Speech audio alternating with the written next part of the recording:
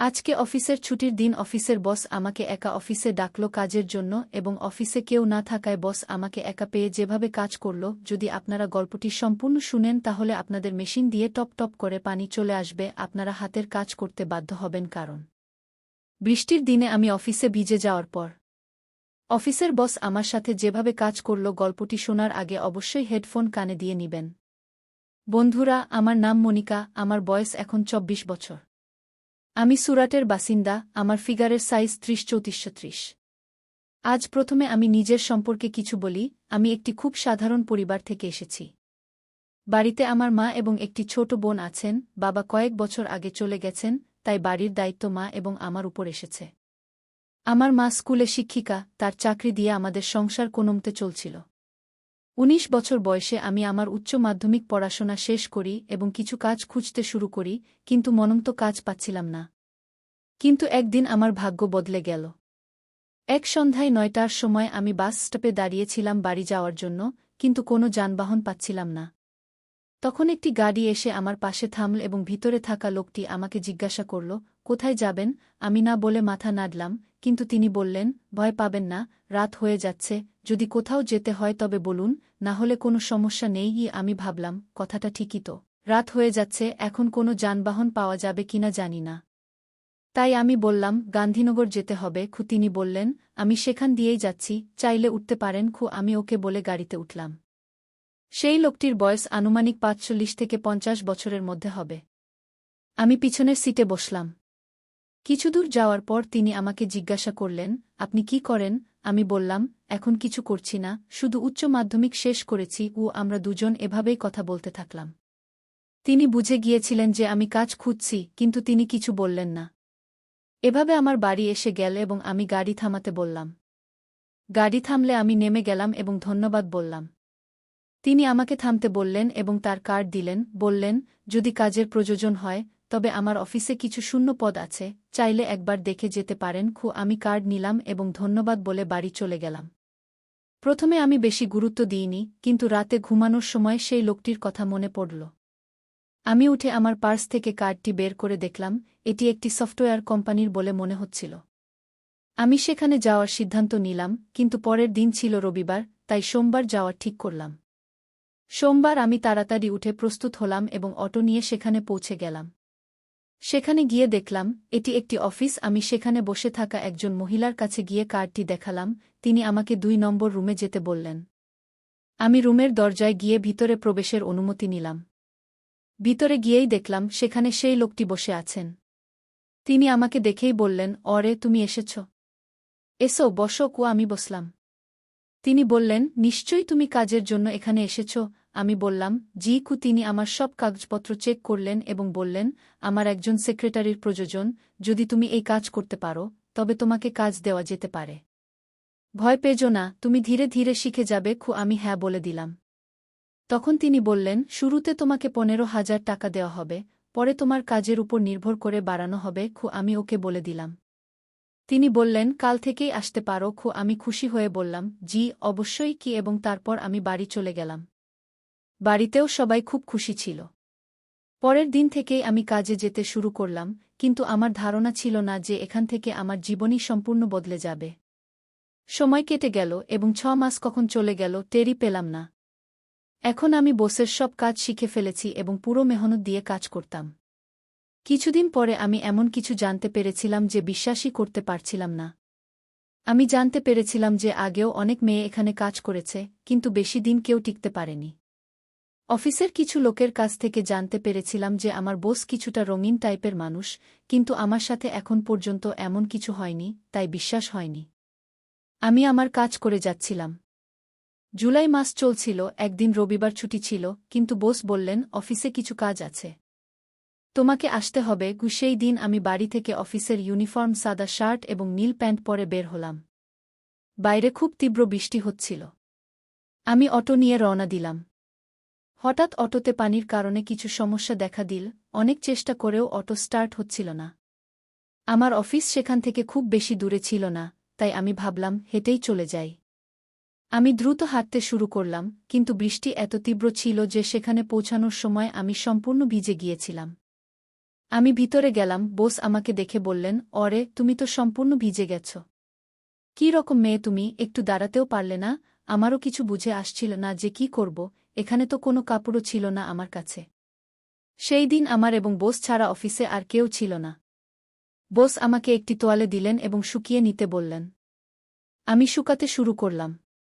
কিছুক্ষণ পরে হঠাৎ আমার নজর বসের উপর পড়ল, তিনি আমার বুকের দিকে তাকিয়েছিলেন। তখন আমি দেখলাম আমার সাদা শার্ট ভিজে যাওয়ায় আমার পুরো ব্রা এবং তা দেখা যাচ্ছিল। আমি তৎক্ষণাৎ তোয়ালে দিয়ে আমার শরীর ঢেকে ফেললাম। বস বললেন, ভিতরের ঘরে গিয়ে কাপড় শুকিয়ে নাও। আমি ঘরে গিয়ে ফ্যান চালু করলাম এবং কাপড় খুলে তোয়ালে জড়িয়ে নিলাম। আমি তখন সম্পূর্ণ কাপড় ছাড়া ছিলাম। আমার ভিজে কাপড়গুলো ছড়িয়ে দিলাম যাতে কিছুটা শুকিয়ে যায়। আমি তেমনি টেবিলে বসে পড়লাম। হঠাৎ দরজায় শব্দ শুনে আমি বললাম, জি স্যার। বাইরে বসছিলেন। তিনি বললেন, ভিতরে একটি ফাইল আছে, সেটা চাই। আমি ভয়ে ভয়ে দরজা খুললাম। বস আমাকে খুবই কামোত্তেজক দৃষ্টিতে দেখছিলেন, আর আমি মাথা নিচু করে দাঁড়িয়েছিলাম। তিনি ভিতরে এসে আমার কাপড় দেখলেন, তারপর ফাইল খুঁজতে লাগলেন এবং ফাইল নিয়ে চলে গেলেন। তিনি আমার কাপড় দেখে বুঝে গিয়েছিলেন যে আমি সম্পূর্ণ অসজ্জিত, কারণ আমার ব্রা এবং প্যান্টি সেখানেই শুকুচ্ছিল। কিছুক্ষণ পর বসের আওয়াজ এল, কি করছ? কাজও তো করতে হবে। আমি একা সব কিভাবে করব? আমি বললাম, আমি কিভাবে আসব? কাপড় এখনও ভিজে আছে। তিনি বললেন, তাতে কি? তোয়ালে জড়িয়েই চলে আসো। এখানে কে আছে তোমাকে দেখার? আমি ভয়ে ভয়ে সেখানে গেলাম। বস সোফায় বসে ল্যাপটপে কাজ করছিলেন। আমাকে বললেন, দ্রুত এখানে এসে বসো এবং এই ফাইলে যা লেখা আছে তা বলো। আমি সব দ্রুত করে দেব। আমি তার পাশে ভয়ে ভয়ে বসে ফাইলটি আমার কোলে রেখে সব বলতে লাগলাম। বস তির্যক দৃষ্টিতে আমার সাদা মসৃণ উরু দেখছিলেন। আমার খুব লজ্জা হচ্ছিল, আমি বারবার তোয়ালেটা ঠিক করছিলাম যাতে হঠাৎ খুলে না যায়। তখনই আমার নজর বসের প্যান্টে পড়ল। সেখানে তার প্যান্ট খুব টাইট ছিল, কারণ আমি উত্থান দেখতে পাচ্ছিলাম। আমি কখনো এমন কিছু করিনি, কিন্তু এতটুকু সবাই জানে। ঠিক তখনই বস তার পা আমার পায়ের সাথে স্পর্শ করলেন। আমি একদম স্তব্ধ হয়ে গেলাম, কিন্তু কিছু বললাম না। আমার কিছু না বলার সুযোগ নিয়ে তিনি আরও কাছে সরে বসলেন। এখন আমার খুব খারাপ লাগছিল, কিন্তু জানি না কেন, আমার ভিতরে কিছু অদ্ভুত অনুভূতি হচ্ছিল।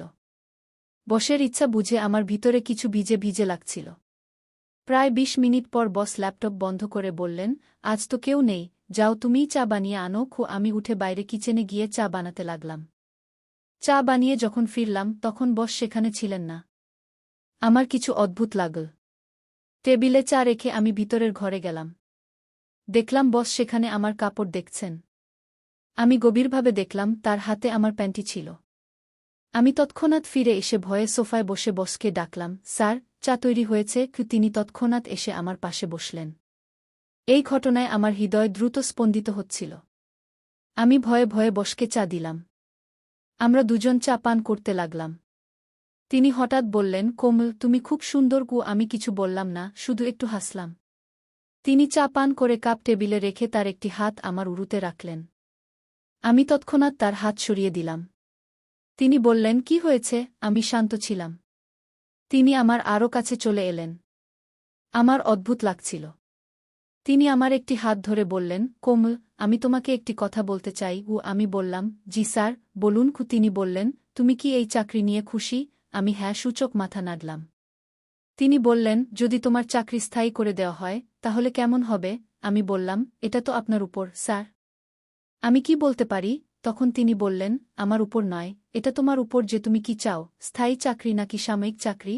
আমি বললাম, সেটা কিভাবে? তিনি আমার হাত চেপে ধরে বললেন, যদি তুমি আমার কথা মতো করতে রাজি হও তাহলে কাল থেকেই তোমার চাকরি এখানে স্থায়ী বলে ধরে নিও। আমি সব বুঝতে পারছিলাম, তবুও জিজ্ঞাসা করলাম, আমাকে কি করতে হবে, স্যার? তিনি কোনো লজ্জা ছাড়াই বললেন, তোমাকে আমার সাথে শারীরিক সম্পর্ক করতে হবে। আমি তৎক্ষণাৎ আমার হাত তার কাছ থেকে ছাড়িয়ে নিয়ে বললাম, আমি এমন মেয়ে নই, স্যার। এসব আমি পারব না। আর আপনার আর আমার বয়সের তো অনেক পার্থক্য। আপনি এসব ভাবেন কিভাবে? তিনি বললেন, আমি বয়সের এই সব কথা মানি না। আর আমার একটি কথা বুঝে নাও, কোমল। জীবনে এগিয়ে যেতে হলে কোথাও না কোথাও তো সমঝোতা করতে হবেই। আমি তোমাকে জোরজবরদস্তি বলছি না। যা হবে তা তোমার আর আমার ইচ্ছাতেই হবে। আর হ্যাঁ, এই কথা কখনো কেউ জানতে পারবে না। আমি তোমাকে সবভাবে সাহায্য করব। তুমি আর তোমার পরিবার একটি ভালো জীবন যেতে পারবে। ভেবে দেখো এত বলেই তিনি উঠে বললেন, আমি বাইরে থেকে একটি সিগারেট খেয়ে আসি। যদি তুমি আমার কথা মেনে নাও তাহলে থাকো, না হলে কাপড় পরে চলে যাও। আমি খারাপ মনে করব না। যেমন চলছে তেমনি চলবে এত বলেই তিনি চলে গেলেন। আমি একা বসে ভাবছিলাম, কি করব? মনে হলো চলে যাই। আমি উঠে কাপড়ের কাছে গেলেই তখন আমার মনে এলো যে যদি আমি বসের কথা না মানি তাহলে তারা কয়েক দিনের মধ্যে আমাকে চাকরি থেকে বের করে দেবে। জানি না আবার চাকরি পাওয়া যাবে কি না। আর বাড়ির অবস্থাও ঠিক নেই, ছোট বোনের পড়াশোনার দিকেও নজর দিতে হবে। যদি আমি বসের কথা মানি তাহলে বাড়ি ভালোভাবে চলতে পারে। আর কোনো না কোনো সময় কারো সঙ্গে তো সেক্স করতেই হবে। তখন আমি সিদ্ধান্ত নিলাম যে আমি নিজেকে বসের হাতে তুলে দেব। আর আমি ফিরে এসে সোফায় বসে পড়লাম। কিছুক্ষণ পর বস এলেন। এসেই আমাকে দেখে তার মুখে হাসি ফুটে উঠল। তিনি বললেন, তুমি গেলে না মানে তুমি প্রস্তুত? আমি তার দিকে তাকিয়ে বললাম, হ্যাঁ, কিন্তু আপনাকে আগে আমার চাকরি নিশ্চিত করতে হবে। তিনি বললেন, হ্যাঁ অবশ্যই। কালই। বন্ধুরা, এরপর কি হলো আমার যৌবনের সঙ্গে সেই আমি আমার গল্পের পরের অংশে বলব। তাহলে আপনাদের কি মনে হয়, আমি কি সঠিক সিদ্ধান্ত নিয়েছি নাকি ভুল করেছি? আপনারা অবশ্যই কমেন্টে আপনার মতামত জানাবেন। আর এমন গল্প শোনার জন্য দয়া করে আমাদের চ্যানেল সাবস্ক্রাইব করুন। ধন্যবাদ।